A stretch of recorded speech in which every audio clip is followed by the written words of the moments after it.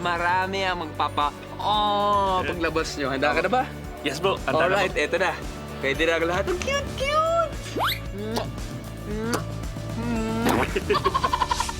Ayan na! Oy! Naku, yes na. Hello po.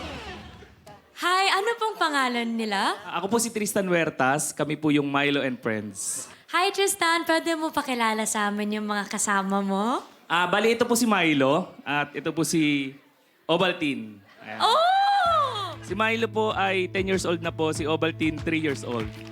Maglolo po sila. Anong breed sila? Sila po ay mga Jack Russell Terriers po. Very smart ang breed na yan. Yes. So usually po, you do this out of hobby or you do this, you train Bali, dogs? ma'am, ito na po talaga yung work ko. Dog trainer po ako. Actually, nakasama ko po si Sir Donnie eh. Opo. Sabihin Sa ko movie nga po eh. ng Fantastica. Nag-work na kami niyan. Opo. Galing yan. Basta, tignan nyo na lang. As in sila makita din? Si Milo po. Si opo. Milo yun? Opo, si Milo po. Grabe, Sikat na ang dami pala ng si pinagdaanan ni Milo, ah.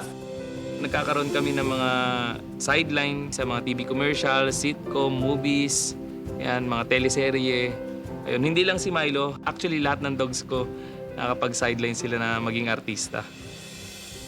Wow, Milo, thank you for being here in Filipinas Got Talent. Good luck, Milo and Ovaltine. Good luck po, Tristan. Thank you so much po. All the best po.